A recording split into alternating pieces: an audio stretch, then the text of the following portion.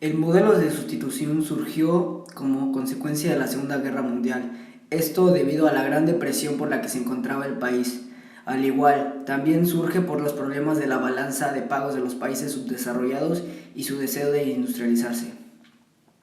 El gobierno, para impulsar nuevamente la economía, reorienta el proyecto del desarrollo nacional, dando lugar a una estrategia de industrialización a la que se le conoce como modelo de sustitución de importaciones, la que consistía en sustituir los artículos manufacturados de procedencia extranjera, que hasta ese momento habían satisfecho el consumo local, por artículos de la misma naturaleza fabricados por la industria nacional.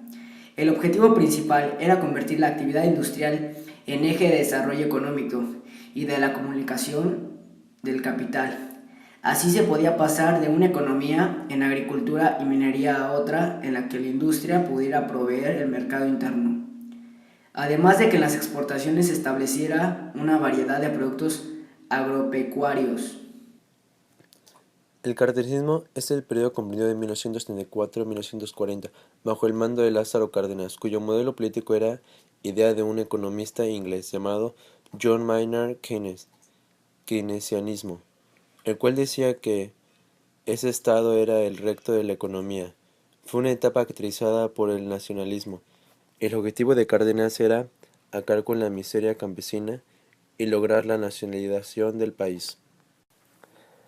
En 1930, la estructura del pago de tierra en México seguía mostrándose en una alta concentración, pues las propiedades de más de 1000 hectáreas abarcaban 83.5% de la superficie de fincas rústicas y los predios de más de 10.000 hectáreas, unas 1800 haciendas que representaban el 0.3% de todas las propiedades, controlaban 55% de las tierras cultivables.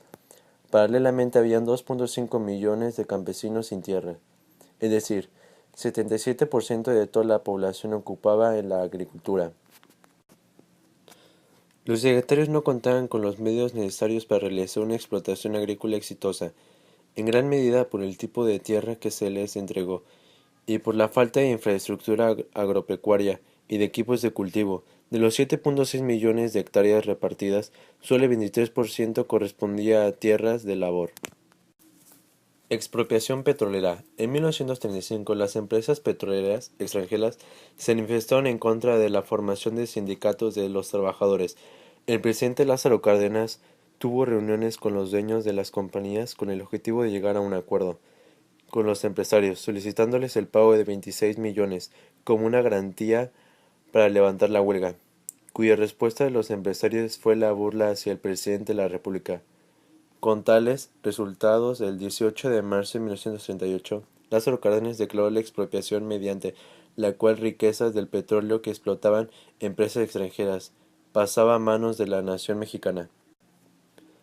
Tras lo sucedido en la expropiación petrolera, Reino Unido y Estados Unidos, al verse directamente afectados, decretaron un embargo comercial y retiraron todo su personal técnico.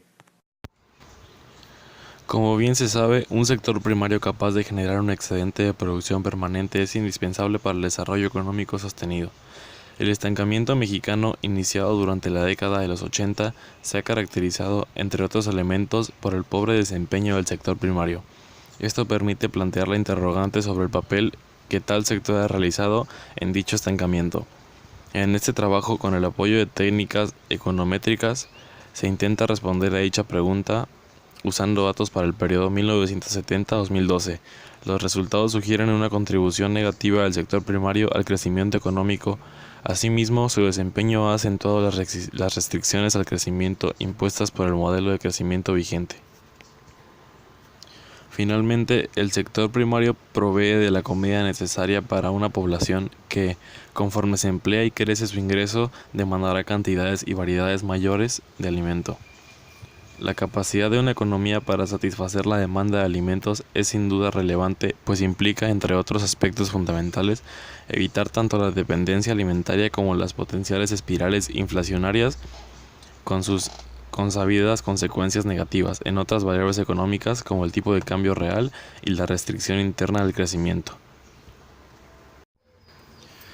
México es un país con una amplia variedad de recursos naturales. Todo lo que se encuentra en la naturaleza y que puede ser aprovechado por el hombre es un recurso natural. Por ejemplo, los ríos, lagos, bosques, minerales, el suelo, petróleo, aire y hasta el sol. Las personas trabajamos para obtener, transformar o intercambiar los recursos naturales y utilizarlos en nuestro beneficio.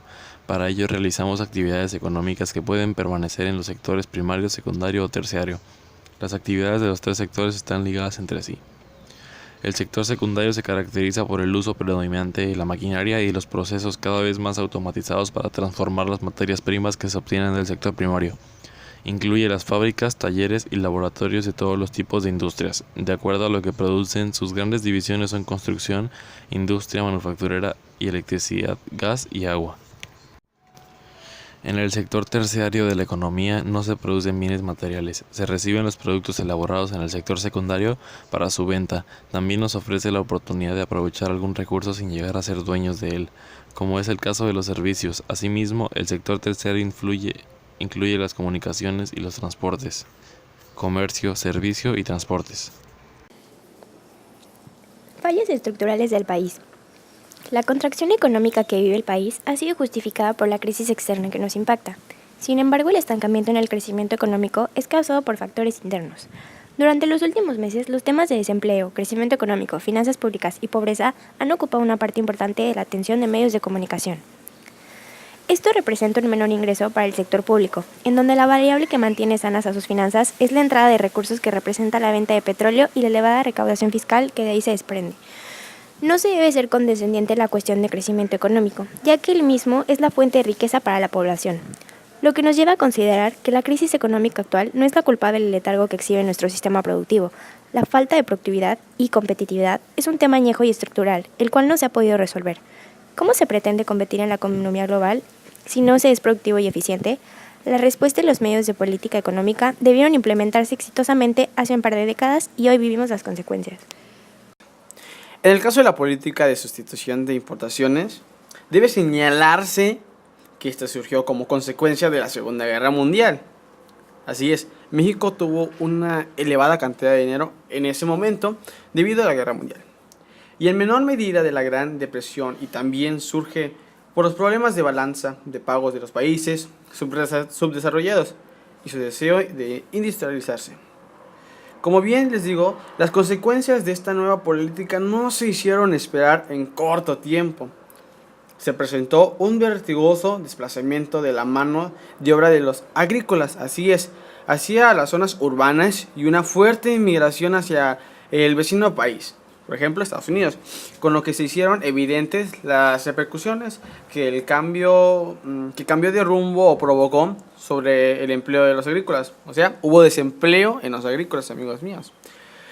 Para fortuna de nuestra economía, durante esos años se firmó un convenio entre los gobiernos de México y Estados Unidos que permitió la contratación legal de trabajadores mexicanos en el vecino país. Fue conocido como un gran programa de obreros. En cierta forma, este convenio sirvió para paliar la demanda nacional del empleo. Así es, México tuvo la mejor forma de dar empleo a todos los agrícolas.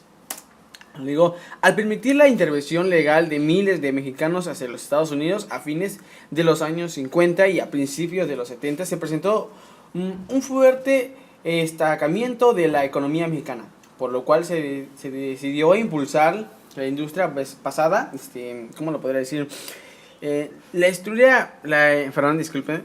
La industria pesada del país, desplazamiento a la industria de menos rentable, que era un funcionamiento a la nacional. También en este rubro hizo acto de presencia de intervención extranjera de manera importante. ¿En qué me quiero llevar o basar a cabo?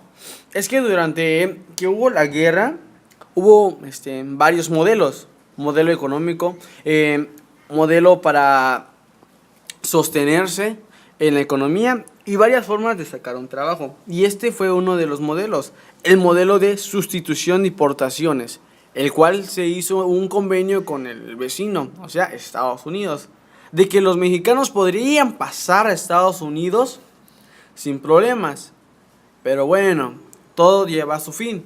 Entonces, este tuvo su fin, más que nada a partir, podría decirse, del siglo XXI o XX. Es todo. Muchas gracias.